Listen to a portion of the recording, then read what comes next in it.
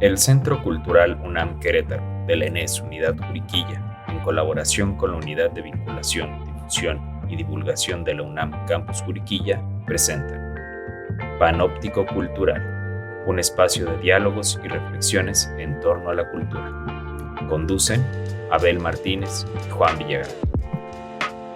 Buenas tardes a todos los que nos escuchan. Bienvenidos a Panóptico Cultural. Es un nuevo programa del Centro Cultural UNAM Querétaro, de la ENES Unidad Juriquilla y de la Unidad de Divulgación, Difusión y Divulgación del Campus UNAM Juriquilla. Es un espacio de diálogos y reflexiones en torno a la cultura, en donde vamos a invitar a diversos expertos en diversos temas y vamos a involucrar la cultura eh, o vamos a abordar la cultura desde distintas perspectivas. El día de hoy estamos muy contentos porque está el doctor Enrique Cantoral, nuestro padrino de honor, y bueno, si me lo permiten voy a leer un poco de su semblanza curricular. Él es doctor en biología por la Universidad Nacional Autónoma de México, tiene una estancia postdoctoral en la Universidad de Murcia, España, es profesor titular en la Unidad Multidisciplinaria de Docencia e Investigación, UMDI, de la Facultad de Ciencias en la UNAM Campus Juriquilla de Querétaro. También es profesor en las licenciaturas de Biología, Ciencias de la Tierra y Tecnología de la UNAM y en los posgrados de Ciencias Biológicas, Ciencias del Mar y Limnología de la UNAM, en la licenciatura en Biología y en la maestría en Gestión Integrada de Cuencas de la Universidad Autónoma de Querétaro. Su investigación se centra en el estudio ambiental de las algas continentales en ríos y sus líneas de investigación son la ecología de comunidades, taxonomía y ecología de diatomeas, indicadores biológicos de la calidad ambiental y la restauración de ambientes acuáticos.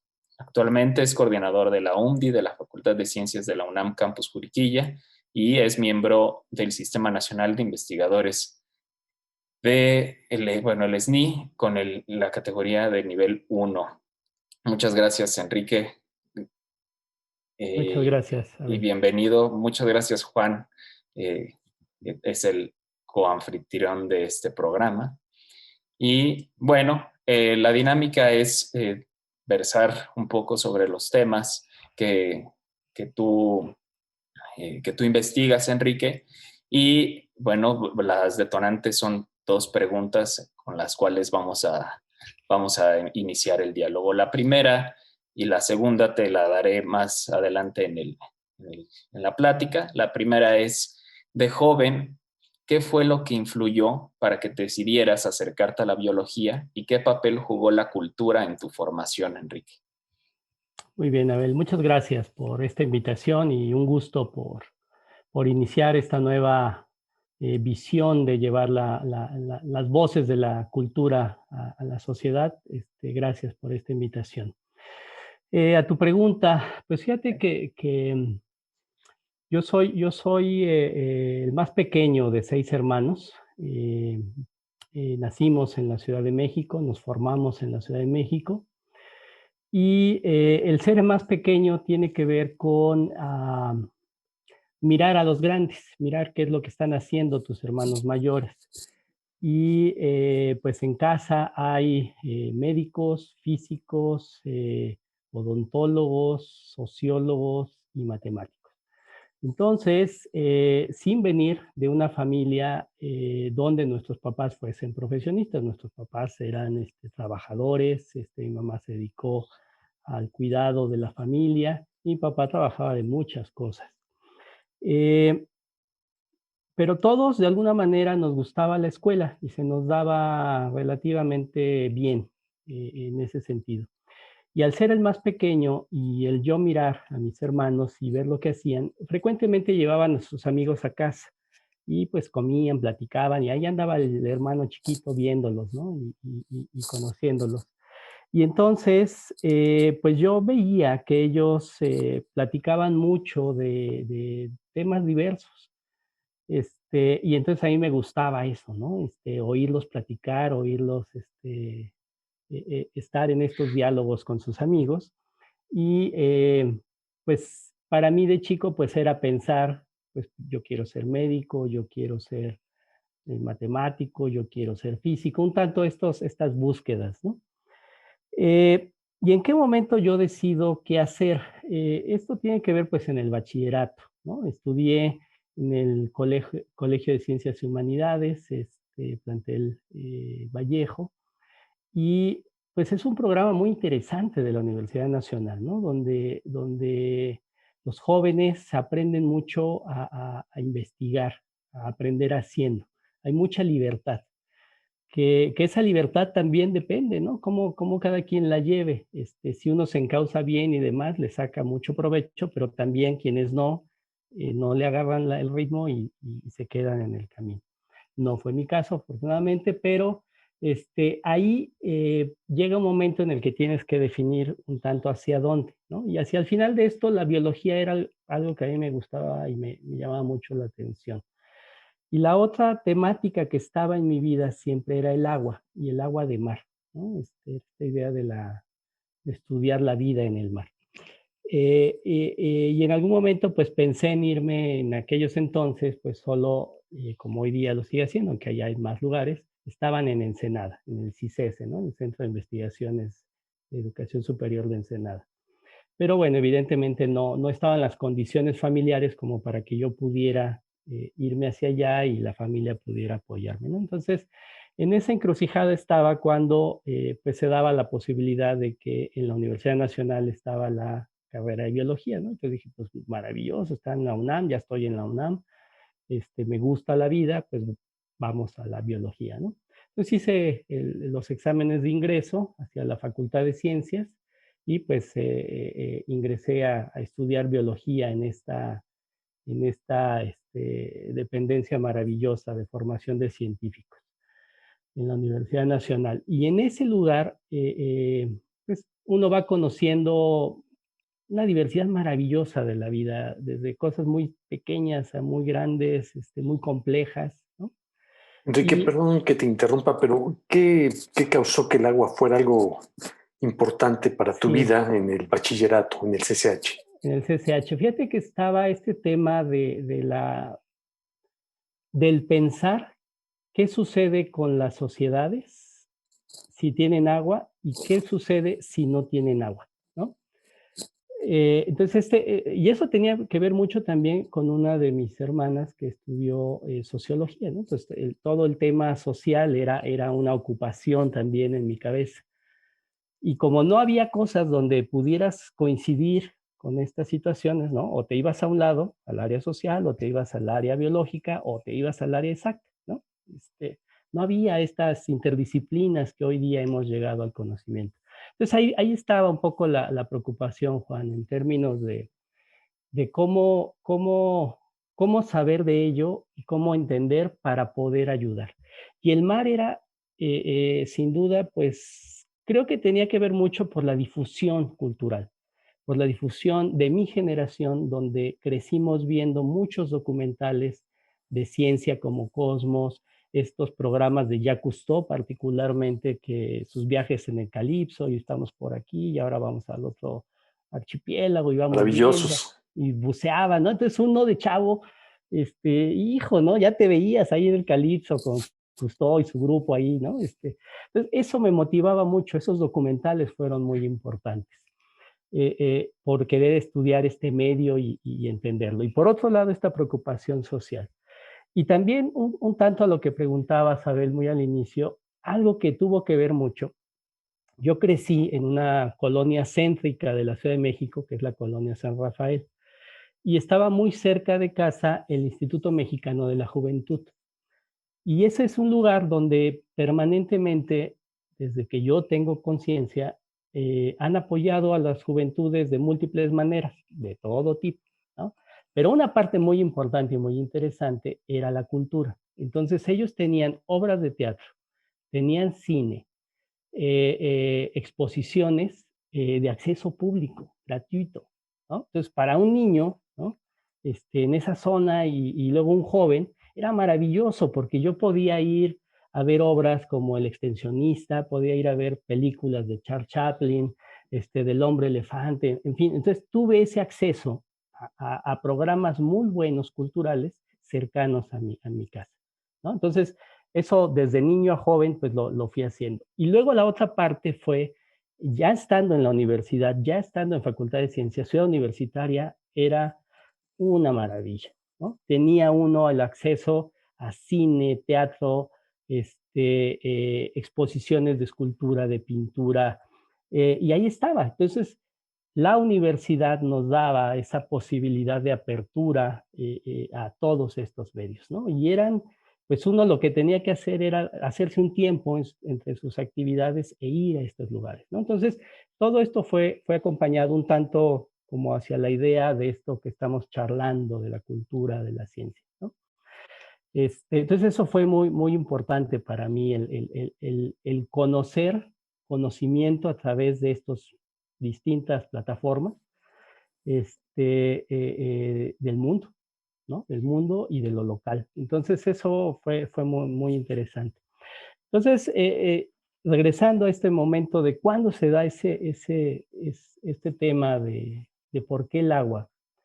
Ya en la facultad conocí pues a quien fue mi tutor, el doctor Gustavo Montejano, en la Facultad de Ciencias que me invitó, ¿no? Yo empezaba a estudiar, me dio una clase muy al principio, nos dejamos de ver y después cuando uno llega más adelante y tiene que elegir algunas asignaturas, elegí una que él daba, que tenía que ver con el estudio de las algas, que es finalmente a lo que me dedico desde el punto de vista de la ciencia.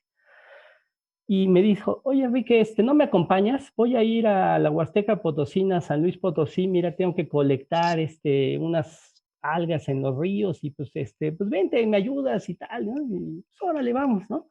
Pues en ese viaje para mí fue muy importante porque fue eh, platicar permanentemente con él en todo el viaje. Es un viaje de 8 horas, ¿no? Ahí va unos subiendo la sierra, dándole vueltas, llegando a la parte más alta, bajando, y luego llegar, o sea, una serie de paisajes del semidesierto, los bosques, llegar a la Sierra Gorda, bajar a la zona de selvas húmedas, wow, maravilloso, ¿no?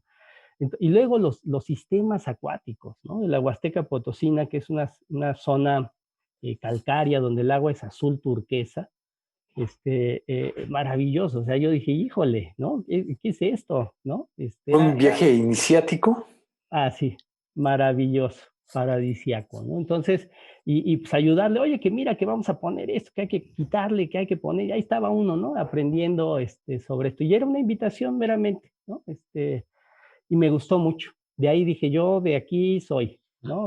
¿Qué tengo que hacer, Gustavo, para trabajar esto, ¿no? ¿Cómo empezamos? No, pues vente, puedes trabajar conmigo en el grupo académico que está conformando, servicio social, tesis, si te gusta, te interesa, pues puedes hacer el posgrado, en fin, ¿no? Entonces te vas acercando con alguien que disfruta lo que hace, que te comparte su conocimiento y el campo fue muy importante. Ver a estos organismos en el lugar. Y ahí estaba yo en el agua, ¿no? Y entonces veía cómo, por un lado, generaban energía eléctrica para poblados cercanos, por otro lado, llevaban en manantiales el agua para sus casas, en fin, ¿no? Dije, esto es importante. Y el mar, pues ya quedó para las vacaciones, ¿no?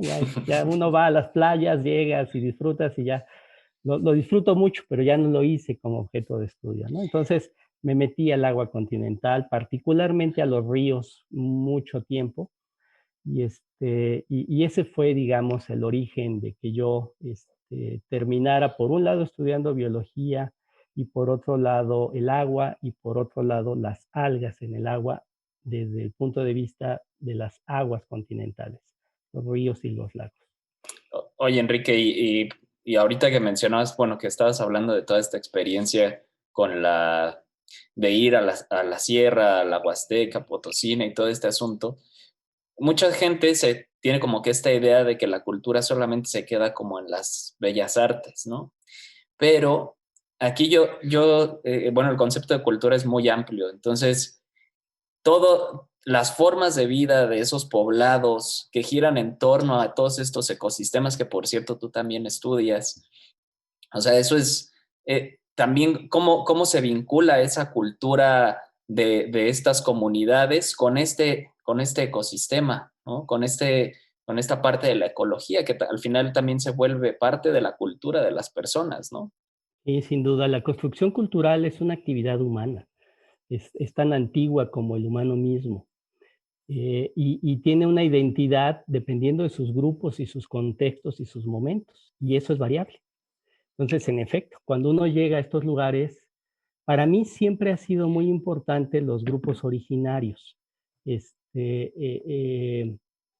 y siempre muy empático con el desarrollo de la gente de este país en términos de estos grupos que están pues por todo el territorio, ¿no? Particularmente con mayor densidad en el centro sur, ¿no? Cerca de 65 grupos indígenas distintos, etcétera. Entonces, ir a las Huastecas, ante tu pregunta, Abel, pues es maravilloso, ¿no? Ver cómo los días domingo a veces o sea, íbamos, ya que son 8 horas, iba a estar, te echabas 8 días por allá, ¿no? O sea, no era así de que va y me regreso ya rapidito, no, ya aprovechabas la estancia, ¿no? Íbamos 2 veces al año. ¿Por qué? Porque teníamos que ver cómo cambiaban los ríos antes de las lluvias y después de las lluvias, porque eso hace que cambie todo, ¿no? Bueno, y nos tocaban los domingos. Y los domingos, en muchos de los poblados donde a veces andábamos, era el día de mercado. Y entonces es una maravilla porque las mujeres llegan con todos sus atuendos, los hombres con sus formas de vestimenta, y hay todo un ritual cultural de ellos y de cómo llegan a los sitios a vender sus recursos o a intercambiar sus recursos, sus frutas, sus flores, su ropa, y este mercado del trueque y demás, ¿no? Y entonces entender la identidad cultural de las huastecas que trasciende a cientos de años, ¿no? O miles de años. Entonces, eso era maravilloso. Y después platicar con ellos, oye, ¿usted cómo le hace aquí para el agua del río? No, y tienen agua por todos lados, ¿no? No, yo prefiero para beber, pues la de los manantiales, porque pues aquí venimos a lavar la ropa. Entonces, hay todo una forma de vida y un manejo, en este caso, del recurso agua por estas comunidades en términos de su contexto y de su historia, y que esa historia va pasando de generación en generación. Entonces, eso fue maravilloso. Entonces, para uno era ya no solo lo que yo hago para entender cómo funcionan, sino lo que yo hago, cómo puede o no afectarlos o mejorar sus condiciones a ellos, ¿no? Entonces, eso estaba ahí y demás, pero en aquel tiempo, pues uno estaba con esa ocupación, esa visión nunca se ha perdido en mí. Y la otra es cómo entender lo que yo hago, ¿no? Y eso requiere pues un trabajo disciplinar, una constancia, una observación, aprender a observar, aprender a buscar y dialogar, interaccionar con tu gente que tiene más experiencia, ¿no? Y entonces, pues conformamos ahí un grupo de trabajo muy bonito y íbamos desarrollándonos en ese sentido. Y lo que yo hacía tenía un sentido potencial, pero no sabía yo cómo bajarlo. Eso fue hasta Querétaro. Y ahorita si quieren platicamos de ello, pero ahí empezó a decir en mí, lo que yo hago puede ayudar, lo que yo hago puede llegar a la gente, ¿no? ¿Por qué? Porque siempre he creído que las personas en una sociedad, todas nos dedicamos a algo y todas nos necesitamos. Y el generar información desde la ciencia, en mi caso, tiene un sentido de objetivizar procesos para entender regularidades. Y eso tiene sentido en el ámbito científico porque uno entiende y te desarrollas y vas ahí. Pero si lo que yo hago puede tener, y es deseable, creo, desde mi punto de vista, una incidencia social, se da el parteaguas, ¿no? Porque la ciencia sin una sociedad no tiene sentido. La ciencia con una sociedad tiene sentido. Entonces, en mi quehacer, pues el agua es determinante. El agua es determinante. Perdón, Abel, antes de que comentes la siguiente pregunta, me gustaría hacer un breve hincapié en el detonante cultural que es la lectura. Sé que tuviste una familia de hermanos que estudiaban preparados y obviamente estuviste muy cerca de los libros desde la infancia, supongo. Sí. ¿En qué momento te atrapó la lectura? Porque creo que ese es un detonante cultural para el futuro de cualquiera. Sí, sí, sí, sin duda. El paso de la información escrita es fundamental para el acceso a la cultura, independientemente de la condición social, porque esa es Así otra es. parte muy importante. En casa, mi papá trabajaba de lunes a viernes y era un hombre eh, eh, que le gustaba escribir y él hacía poesía. Eh, eh, y le escribía sin duda a mi mamá, su esposa, ¿no? La quería mucho y hay toda una reseña de un cariño muy grato en ellos, y él lo escribía. Pero también escribía a su pueblo de origen. Él fue originario de Guatemala, de la ciudad de Quetzaltenango. Y él siempre, desde joven, escribía mucho, le gustaba leer. Entonces yo lo veía que leía y entonces ahí estaba. Y luego de repente dejaba los libros por ahí, ¿no? Entonces ahí iba uno y los hojeaba y leía, si algunas cosas entendías, ¿no? Entonces eso era importante. Y luego también en mis hermanos, uno de ellos, este, toda su vida, toda la vida que yo lo he visto, siempre lee, ¿no? Él estudió física. Y entonces, cuando yo era niño, yo decía, yo quiero ser como él, le decía a mi mamá, yo quiero ser como mi hermano, porque, ¿por qué? Es que nada más comen y leyen, ¿no? O sea, se la pasaba así, el cuate estaba feliz, ¿no? Y es un cuate realmente revolucionario en su pensamiento, muy de estas personas que cambian las cosas. Yo creo que varios de nosotros, de los chicos, por él nos dedicamos a la ciencia. Y leía mucho, de sus cosas, ¿no? Eso sí y ahí sí estaba medio denso el asunto, Sí, claro. porque era mucho de física y física nuclear y todo el rollo, pero siempre había cosas, ¿no? Y luego mis hermanas me leían también cuando era yo más chico. Entonces, la lectura era algo que ahí estaba, yo lo podía tomar, ¿no? Había así cositas, libros por casa que uno podía ir y venir. Entonces me fui haciendo a esta parte del gusto de leer. Y después en las escuelas, pues ya era más el tema de la lectura, un tanto por las actividades, ¿no? Creo que ahí sí, y también fue algo importante, tener maestros que te motivan. Claro. Yo estuve en una secundaria importante, me parece, desde una visión, que es una secundaria anexa a la normal superior. Entonces es como un laboratorio para la formación de profesores de esos niveles, ¿no? Entonces uno se vuelve en el objeto de estudio de los profesores. Y entonces ahí tuve, recuerdo mucho el profesor José Luis Molotla, maravilloso. Ese cuate declamaba bonito, ¿no? Además hacía una presencia, el cuate llegaba y te daba una clase y leía.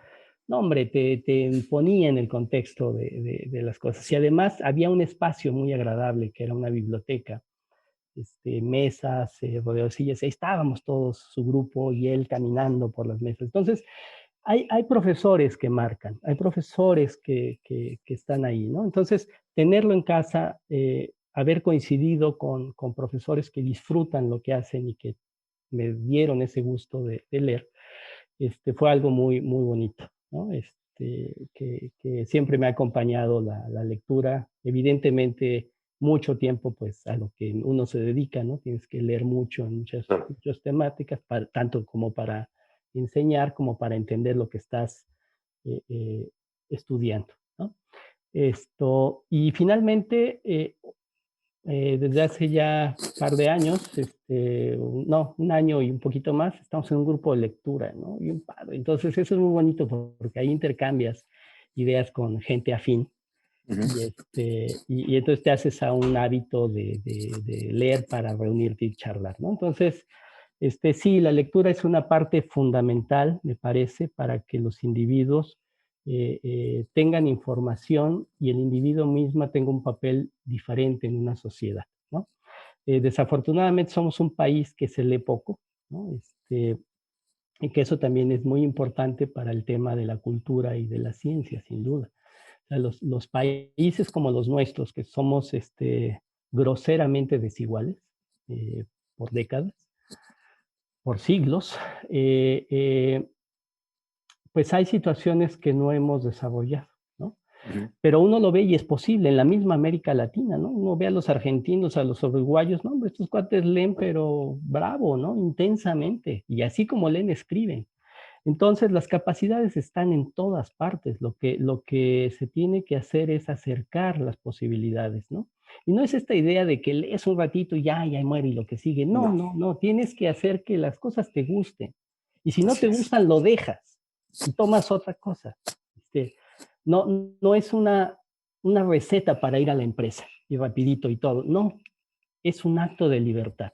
Es un acto en el cual uno decide qué leer y lo haces suyo y si te gusta lo haces tuyo y lo más bonito después es compartirlo con alguien.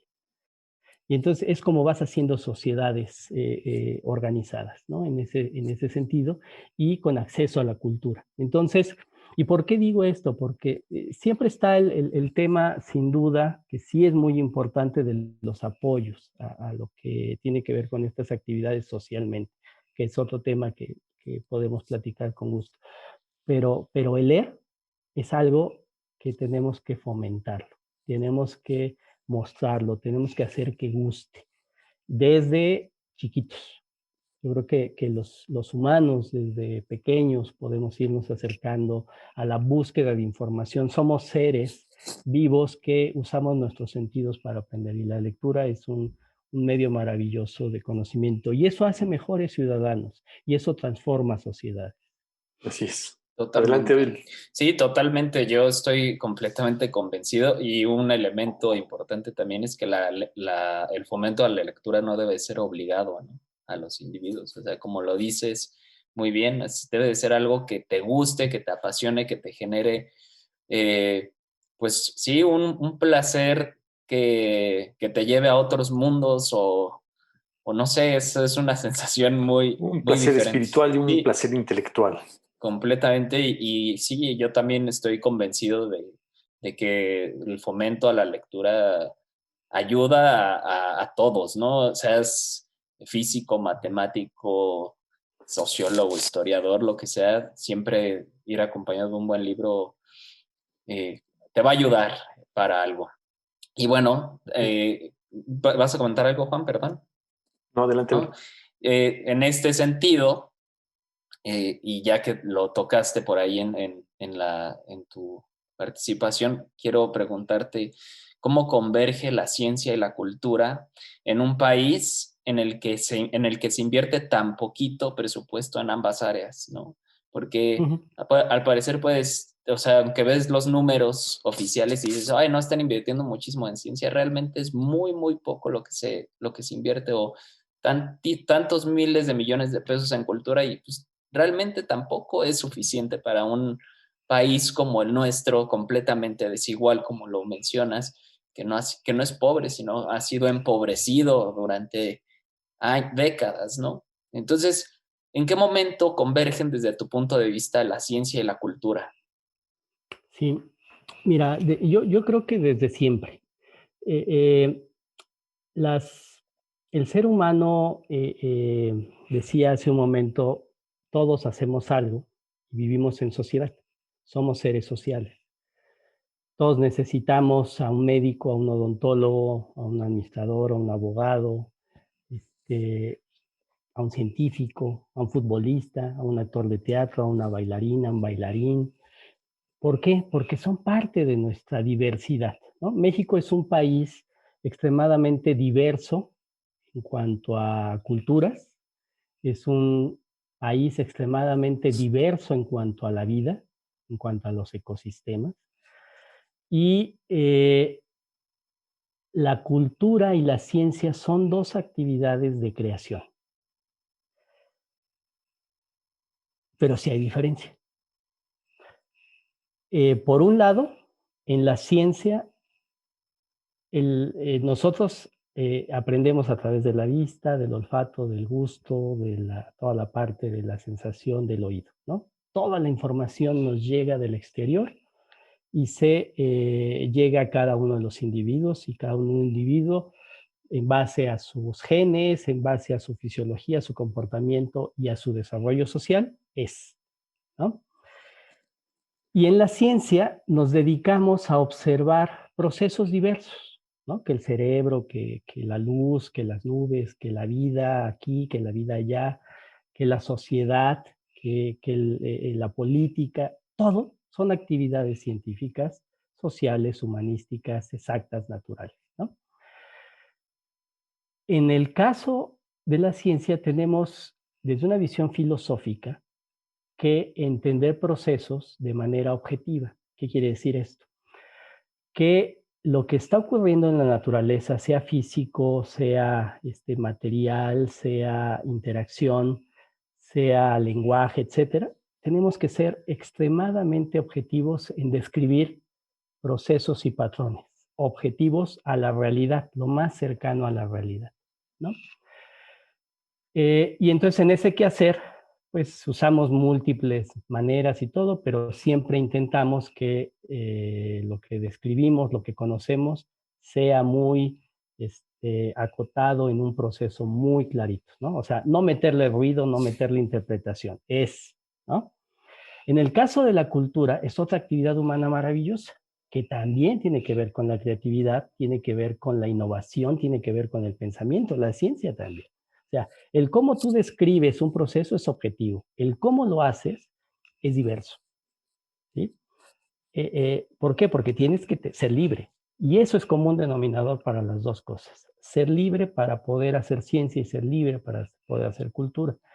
La diferencia está en que en la cultura se vale que hagas un alebrije, que no existe. En la cultura se vale que generes música que no existe.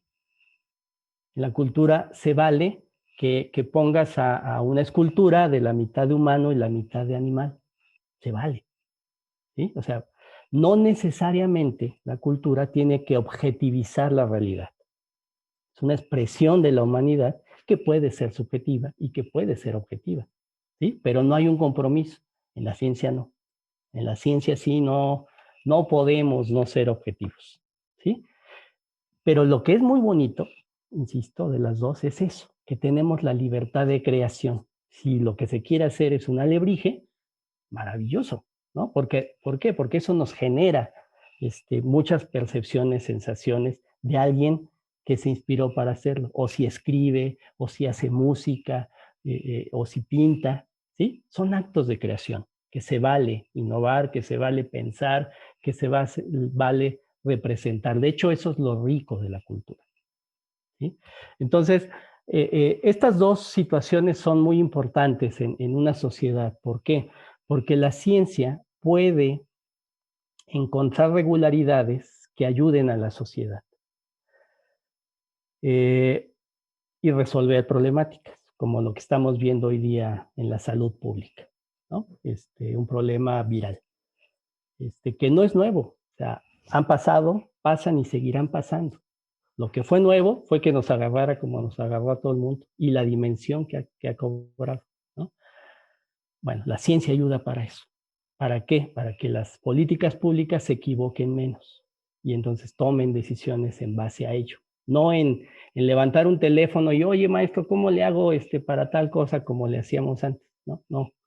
¿Cómo lo podemos hacer desde una visión de lo que somos y de lo que tenemos y de lo que somos culturalmente? ¿Sí? Esa es una parte importante. Y el otro tema de la cultura es fundamental porque le da riqueza espiritual a la gente, le da sensaciones, le da expresiones y eso enriquece a las personas. Y una persona que tiene acceso a la cultura va a ser una persona que estimule sus sentidos y que se motive en ello y continúe con eso. Entonces, son dos actividades fundamentales. ¿Y por qué? En efecto, no somos un país históricamente que seamos, le dediquemos mucho presupuesto a eso respecto a otras cosas, ¿no? Pues somos una historia, nos tocó ni hablar, nos tocó ser colonizados, ¿no? Nos tocó ser saqueados, nos tocó ser un país con múltiples recursos donde se ha vendido a pedazos. Eh, Sin embargo, la humanidad muestra en economías que además de haber sido los saqueadores en su momento, pero que después recapitularon y se han ido a otros ámbitos, cuando le apostaron a la ciencia, a la tecnología y a la cultura, desarrollaron socialmente a la gran mayoría de sus habitantes, ¿no? Pues no todo es de dinero, sí es muy importante, sin duda, porque la gente que hace cultura tiene que vivir de lo que hace y por eso tiene que tener un buen salario que le permita estar tranquilo de su forma de vida y dedicarse a la creación, ¿no? Entonces sí se necesita mirar en ese sentido, pero un país como el nuestro que tiene tantas problemáticas, pues tiene que resolver el si comes o no comes, el si te enfermas o no te enfermas, o sea, y eso es más de la mitad de la población, ¿no? De 125 millones. Entonces, nos cuesta mucho tiempo llegar a eso, pero eso no justifica que no se haga, ¿sí? Yo estoy convencido de que en México hay una cultura y hay una ciencia muy buena. ¿Por qué? Porque hay mexicanos muy capaces. Y lo que necesitan esos mexicanos muy capaces desde el norte hasta el sur es tener acceso a estas opciones en sus regiones. Tenemos que descentralizar el acceso a la cultura, descentralizar el acceso a la educación y el acceso a la ciencia. Eso es fundamental. Enrique, a mí me preocupa, me regreso un poco hacia el bachillerato nuevamente, donde tienes una gama de opciones por estudiar. Uh-huh. Y en el bachillerato es justamente donde se conjugan todas ellas y Uh-huh. finalmente uno define o decide, como fue tu caso.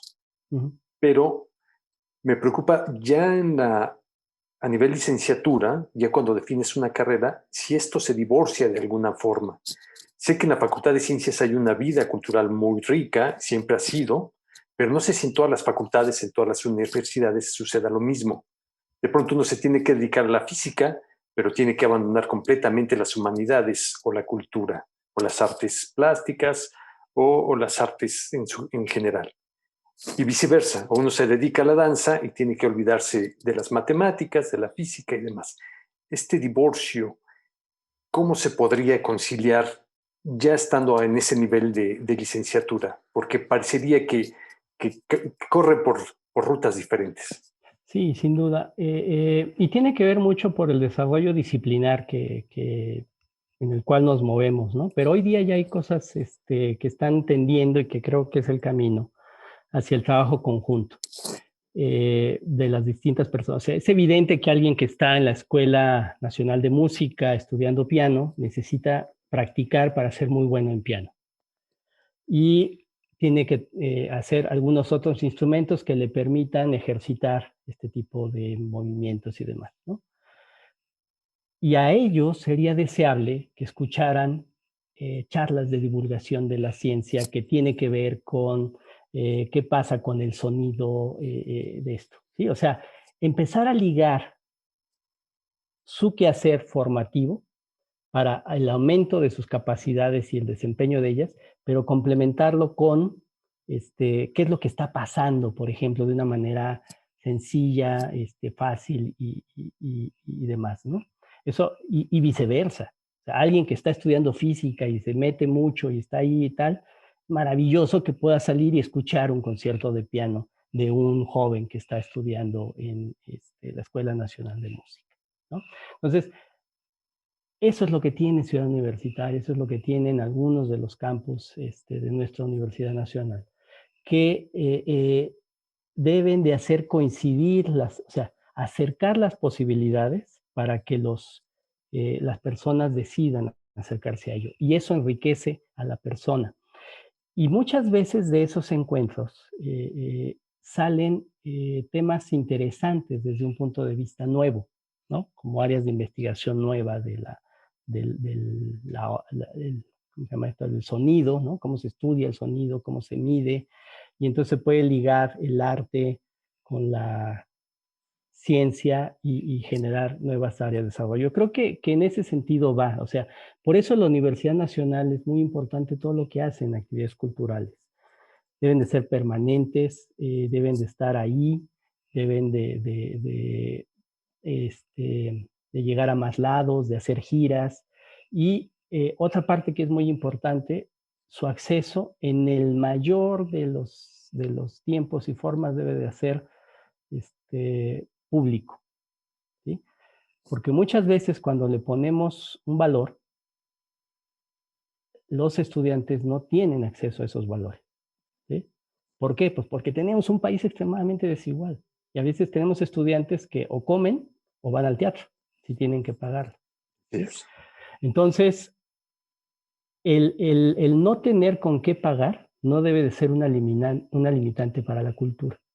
La cultura debe de acercarse a todos lados, el sacarlo a las plazas públicas, el llevarlo a los museos, el llevarlo a los barrios, a las colonias, es fundamental.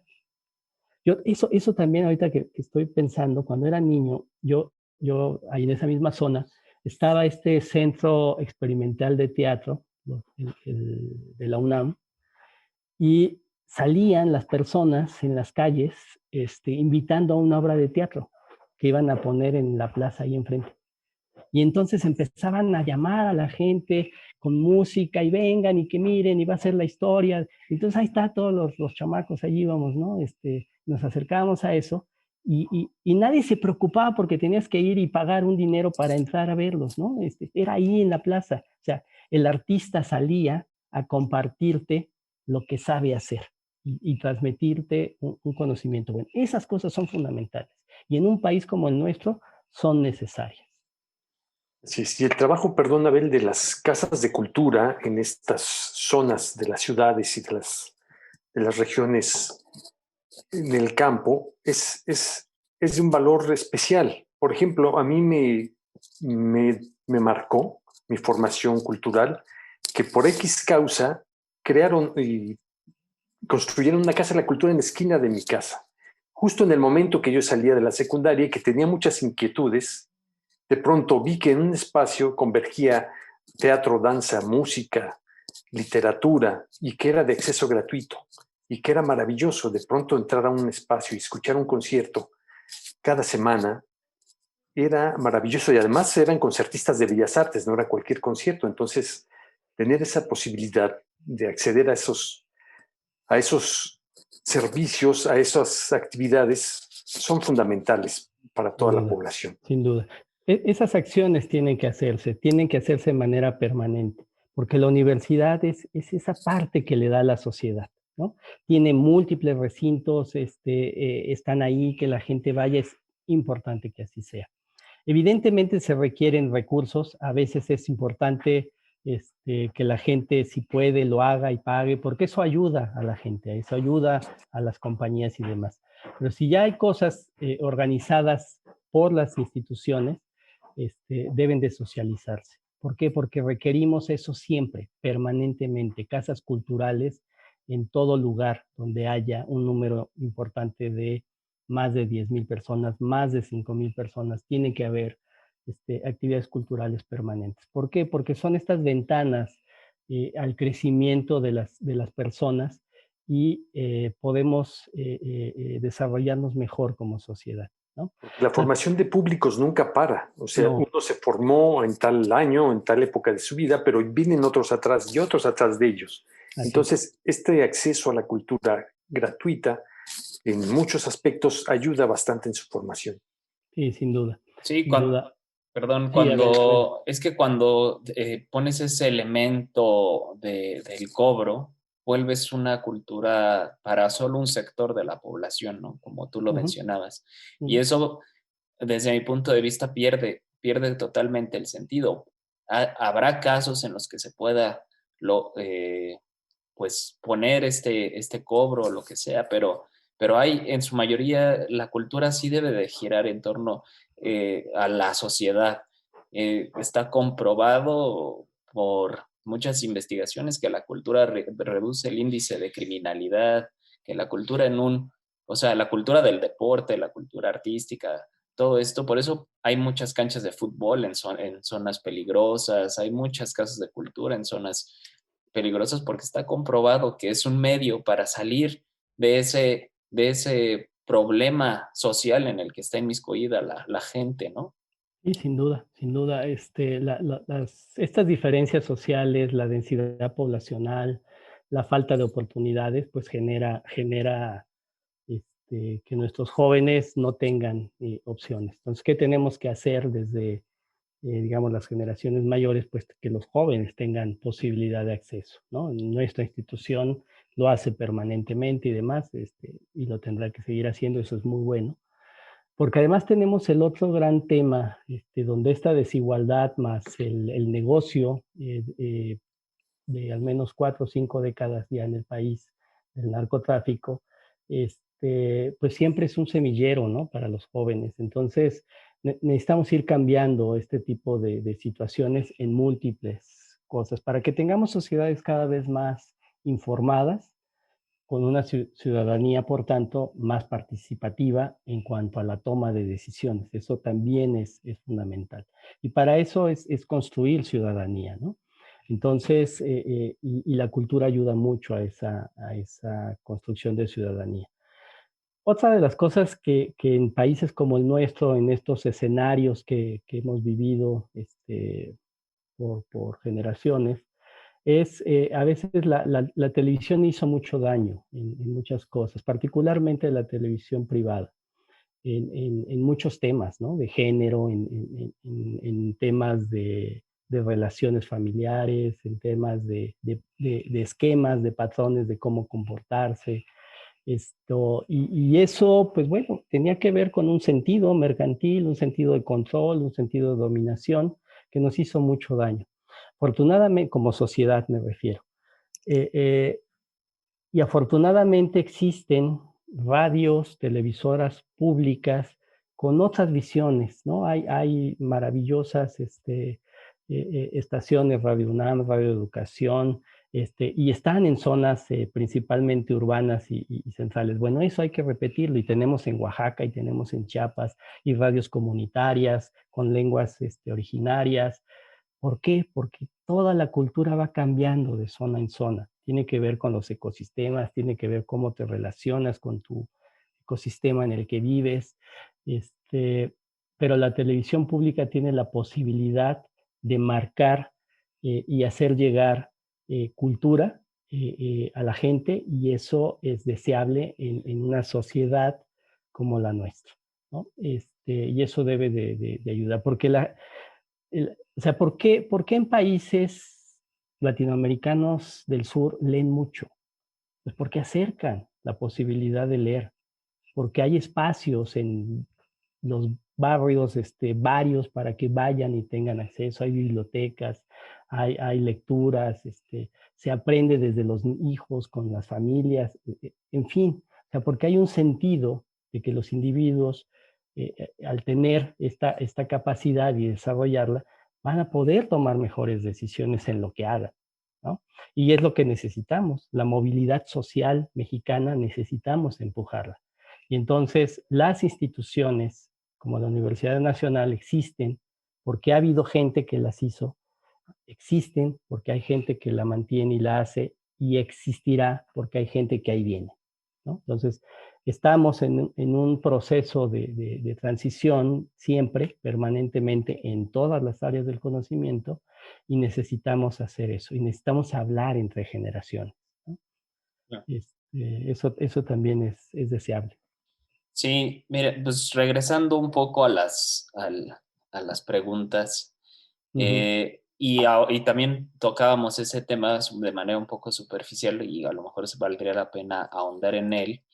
En muchos sectores de la universidad, a pesar de ser una de bueno, la tercer labor sustantiva esta, de la difusión de la cultura, y para muchos otros sectores de la sociedad, la cultura es considerada un pasatiempo alternativo y no una herramienta para lograr una formación integral en los estudiantes y en los individuos. ¿Qué es lo que no se ha hecho bien en torno a esta problemática, ¿no? Que solo se vea como un pasatiempo, como me voy a ir a relajar viendo un concierto y no como voy a hacer algo que me va a formar y me va a hacer un estudiante íntegro, ¿no? Con un conocimiento más integral para el futuro, ¿no? Desde tu punto de vista, qué es, o su punto de vista también, qué es lo que ha perdido en esta línea de la educación? Yo creo, a nivel dentro de la institución, me parece que, y de las instituciones que realizan estas dos actividades y más actividades, de repente la misma evolución de cada una de ellas los lleva por caminos que no se tocan.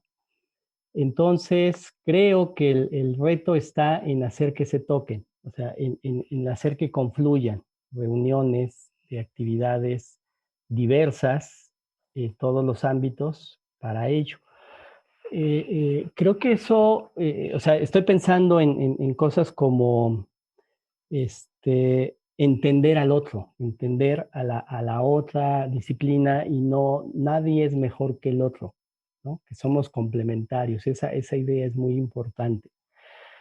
¿Por qué? Porque en lo que llevamos del siglo XXI y terminando el siglo XX, por ejemplo, en las áreas que yo me desarrollo, cada vez es mucho más importante trabajar en equipos disciplinarios, pluridisciplinarios, que trabajar de manera individual como lo hicimos durante buena parte del siglo XX y para atrás, ¿no?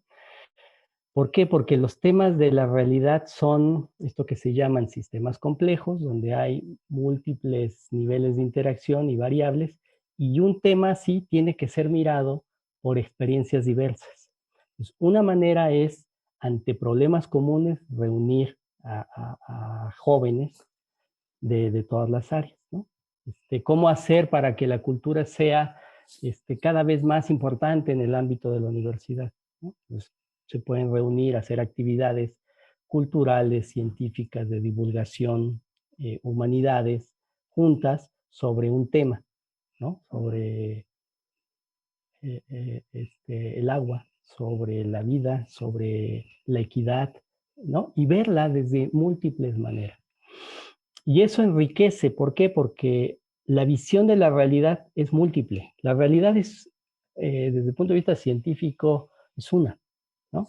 Pero uno es parte de ella y no la ves toda, ves partes. Entonces, entre más te juntes, puedes resolver, ¿no? Un problema de salud pública no es un problema que van a resolver los médicos. Necesitan los médicos, necesitan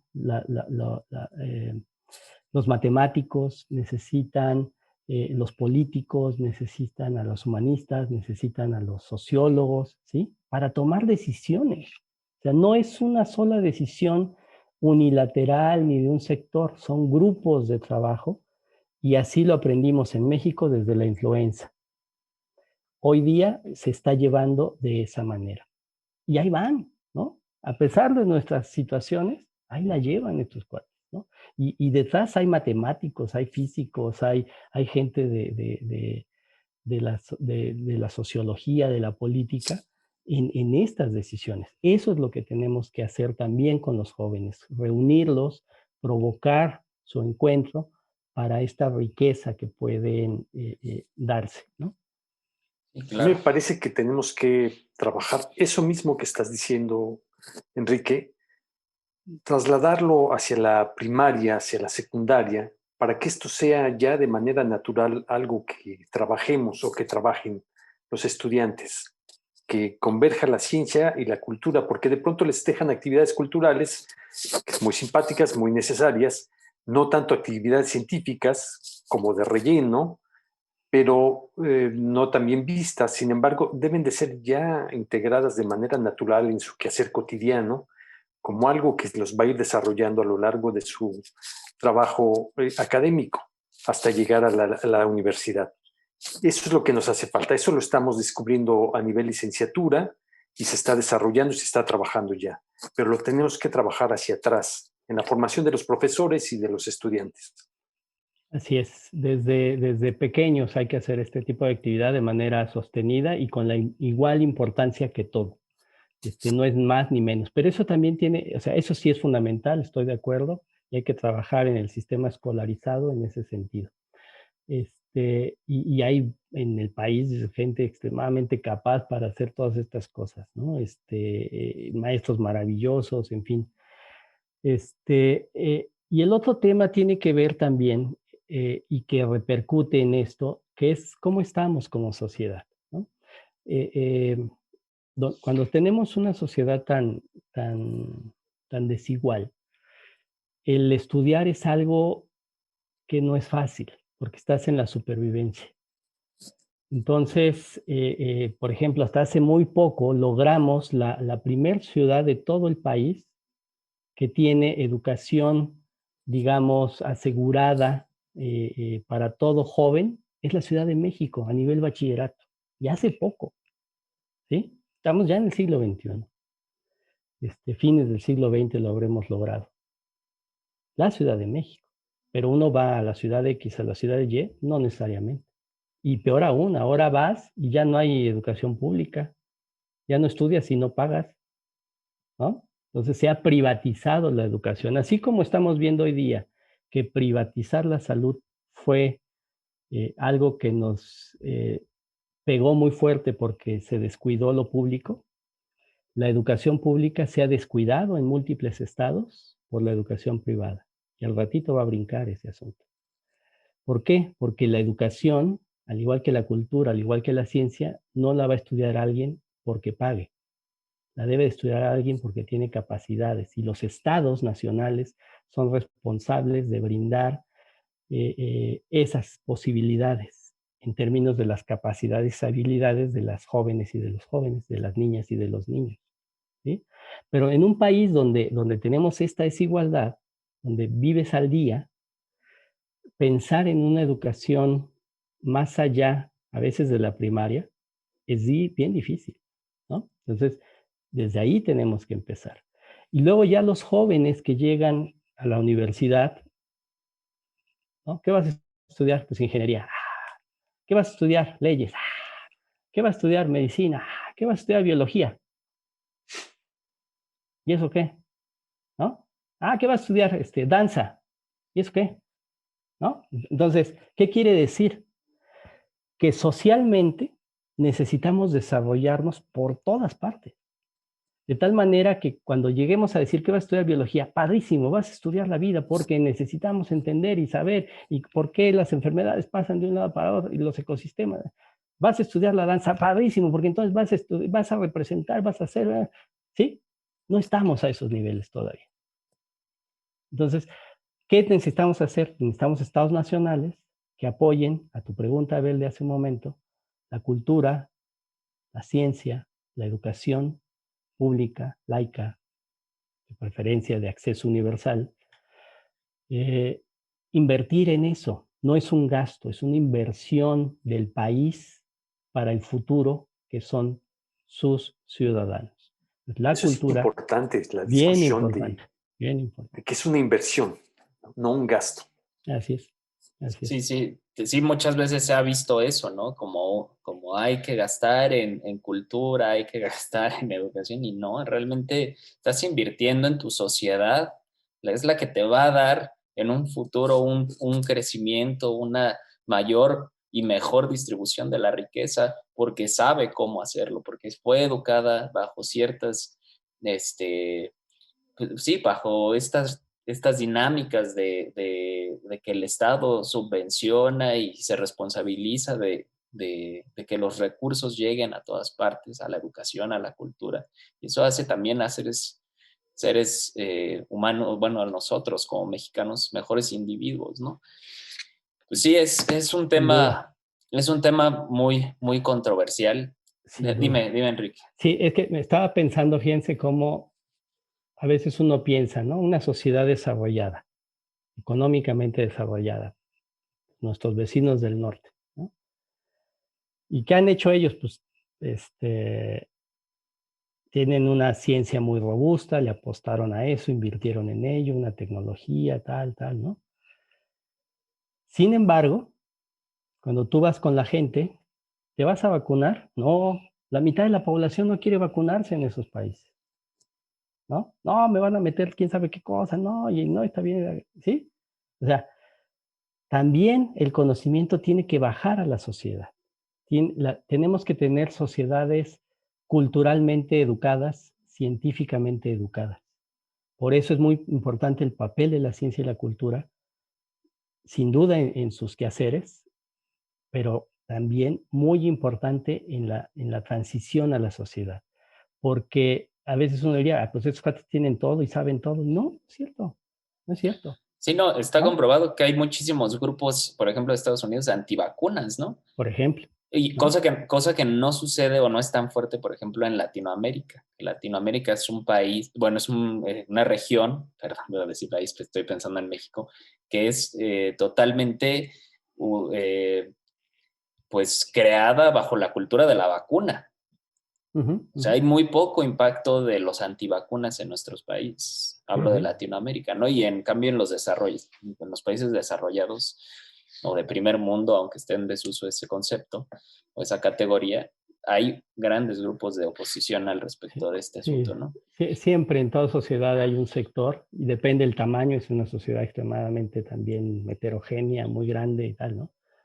Pero uno puede ver sociedades en el mundo de nuestra especie, y eso es posible. O sea, es posible tener desarrollos cada vez mejores de ciudadanía, con un desarrollo cultural, educativo, científico, desde muy pequeños, para tener mejores ciudadanos y construir situaciones comunes. Eso evidentemente es posible. Y también en nuestras regiones latinoamericanas, nuestras culturas ancestrales tienen demostraciones extremadamente importantes en ese sentido. Entonces, sí hay que trabajar por ahí. Bueno, hay un ejemplo y obviamente es más pequeño que territorialmente, Cuba, ¿no? Cuba tiene un índice de 0 de analfabetismo y tiene grandes científicos y tiene una gran cultura musical, una gran cultura, ¿Eh? ahora están produciendo muchísimas cosas en cosas de ciencias sociales, de humanidades, Ujú. que bueno, pues vale la pena mirar hacia ese lugar y que ha sido duramente criticado, ¿no? Por cuestiones políticas, que bueno, eso ya son otros temas, pero bueno, ahí están los resultados, ¿no? No, sí, sin duda, el En deporte. Y además prestaciones importantes en danza, en literatura, En increíbles, deporte, ¿no? exacto, y han exacto, en estado deporte, aislados, ¿no? Ahora sí que la isla ha estado aislada. Entonces, exactamente. por décadas. Entonces, o sea, ¿qué quiere decir eso? Que las capacidades están en todas partes. Ahora nosotros que hemos estado participando con Juan Martín Gómez del Centro de Geociencias en estos talleres de ciencia, evidentemente vemos a los jóvenes de muchas regiones del país, ¿no? Ahora hizo algo ahí virtual con gente también un poco más allá de México. Y es maravilloso, o sea, los chavos están ávidos de información, de muchos intereses y gustos. Lo que tenemos que hacer es buscarlos y encontrarlos y brindarles acceso a la información, ¿no? Porque o sea, tenemos que hacerlo ya, seguirlo haciendo. Lo que se viene haciendo y funciona bien hay que seguirlo apoyando. Los gobiernos tienen que estar claros en ese sentido. Hay situaciones que funcionan bien, esas tienen que seguir funcionando. Las que no funcionan, pues hay que analizarlas y hay que valorar, ¿no? Qué tanto y demás, porque sí, también, desafortunadamente, en algunos lugares se han hecho malos usos, ¿no? Pero no por eso hay que quitar el camino, que el camino es el importante, o sea, el acceso a la cultura tiene que estar permanentemente, siempre. Muy bien, y ya para cerrar, Enrique, ya para no quitarte más de tu tiempo, y ahora que tocamos el asunto bueno, pues de la salud pública y todo este asunto, para concluir, y debido a lo acontecido en el 2020, en el 2020, la ciencia ha jugado ahora un papel fundamental en medios de comunicación, en discusiones familiares, en discusiones con amigos. ¿Tú consideras que la divulgación de la ciencia jugará en un futuro inmediato un papel importante en la formación de jóvenes y de las nuevas generaciones? O sea, ¿o crees que va a regresar a su mismo al nicho en donde estaba, donde ya no, con los mismos colegas, con los pares. O sea, ¿qué papel va a jugar para los jóvenes a partir de que esto se normalice, si llegamos a la normalidad otra vez, para la ciencia, pues, ¿qué papel va a Ujú. jugar ahora, no? Sí, mira, yo creo que debemos de aprender de esto que nos llevó el año pasado, el 2020. Eh, Creo que debemos de pasar a una socialización del conocimiento a través de estos medios y varios otros. Creo que mantener este tipo de plataformas son deseables en un sentido. Evidentemente lo presencial será importante, volver y querer seguir haciendo, pero debemos de aprender cómo esto que estamos viviendo nos permitió enseñar a nuestros propios alumnos de manera directa que viven en Querétaro, Estado de México, Ciudad de México, Ensenada, Quintana Roo, Veracruz, que los tienes aquí y ahora los tienes en sus casas. Y pudiste seguir estudiando y enseñando y aprendiendo en los dos sentidos, alumno, profesor, profesor, alumno, por estos medios. Esa parte, y además fue reveladora en ese sentido, ¿no? Creo que sí debemos de cambiar el cómo podemos incidir científicamente hacia la sociedad. Y aquellas cosas que están en esos puntos de ayuda a la sociedad tienen que acercarse. Creo que deben de estar muy cercanos a ello, ¿no? ¿Por qué? Porque esta es una manera de invitar al estudio y yo lo extendería a la cultura. Creo que esta es una manera de acercarnos a ello y de intentar reunir a los distintas disciplinas en temas que a veces uno pensaría, pues, o sea, ¿para qué se van a reunir estos cuates, no? ¿Qué tienen que ver? Pues pueden tener que ver mucho, porque generan nuevas áreas de conocimiento. Y eso es importante, eso es necesario, ¿no? Entonces, sí creo que pues dependiendo dónde esté el objeto de estudio del arte y dónde esté el objeto de estudio de la ciencia, uno se mueve a esos espacios. Los espacios formales de educación son fundamentales, pero hoy día estamos viendo que podemos ampliarlo y llegar a más personas. Eso también me parece que no hay que dejarlo. No somos expertos en estas formas, aprendimos sobre una condición, nos adaptamos ante una emergencia mundial eh, y a un año yo creo desde mi particular punto de vista que hay un área de oportunidad maravillosa para enseñar a múltiples lugares, para aprender, para facilitar este acceso desde este tipo de instituciones como es la UNAM. Eh, eh, y se debe de potencializar mucho, mucho. Me parece muy importante aprovechar toda esta situación para impulsar la ciencia, porque si algo de lo que se ha estado hablando cotidianamente, ya de pronto todos somos especialistas en vacunas y etcétera, etcétera, es el lenguaje de la ciencia cotidianamente. Entonces, creo que nunca, como antes, hemos tenido esa oportunidad para que la ciencia permee en toda la sociedad. Y ya que tenemos esta oportunidad, hay que trabajar para que quede ya como algo cotidiano, algo común en nuestro lenguaje, en nuestro quehacer y en nuestra convivencia social. Y sí, sin duda, yo creo que hay que aprender de ello.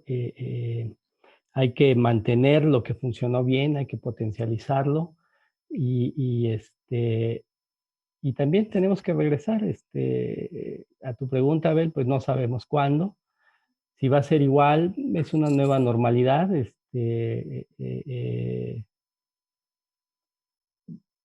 Hoy a la distancia creo que nos va a llevar todavía un poco de tiempo, pero vamos a regresar a ese tipo de actividades. Ya hay un camino. La ciencia, como bien dicen, dio un paso muy importante en la generación de vacunas en un tiempo histórico, ¿no? múltiples países están llegando a esas posibilidades, ¿no? Cuba está llegando a esas posibilidades, la Universidad Autónoma de Querétaro está llegando a esas posibilidades. Y eso también es importante, la diversificación de las universidades diversas del país también es muy importante, la interacción entre instituciones, muy, muy importante. No olvidar lo que comentaba la OMS, me parece que, y marcaba esta palabra grotesca, desigualdad en la distribución de las vacunas, que ese es otro tema bastante complicado. Y que tiene que ver mucho con o sea, yo creo que si tenemos sociedades con individuos con una identidad cultural, con una identidad en educación, una identidad científica o acceso a este tipo de acciones de la humanidad, serán mejores individuos porque crecimos erróneamente con una idea de la competencia, ¿no? Donde el uno sobre el otro y si yo soy mejor es porque pasé encima de alguien y demás, ¿no? Y nos equivocamos ahí, la naturaleza no funciona tanto así. Sí pasan esas cosas, pero no funciona. El grueso es la ayuda, el grueso es la cooperación, la vida es producto de una cooperación. La diversificación de la vida es producto de una cooperación. Entonces, eso es lo que tenemos que aprender como especie y así estaremos mejor en muchos ámbitos, ¿no? Sin duda. Y pues creo que con esto podremos cerrar esta sesión. Esto fue un buen cierre. Me gustó este asunto de la cooperación natural que debe de existir. Y pues nada, agradecerte, Enrique, agradecerte, Juan, por este primer diálogo del panóptico, que pues vamos a tratar de abordar la cultura desde un panóptico, para ver desde todas las perspectivas cómo se percibe y cómo se asume la cultura con diferentes personalidades. Y bueno, pues yo estoy muy agradecido contigo de que seas el padrino de este programa. Y pues muchas gracias y pues nos vemos pronto. Muchas gracias, Enrique. Muchas gracias, Abel, Juan, y que sea un proyecto muy bueno. La sociedad lo requiere. Muchas gracias. Que estén muy bien. El Centro Cultural UNAM Querétaro, del ENES Unidad Juriquilla, y la Unidad de Vinculación, Difusión y Divulgación de la UNAM Campus Juriquilla agradecen su atención. Síguenos en nuestras redes: CCU-QRO en Facebook e Instagram y Centro Cultural UNAM Querétaro en YouTube.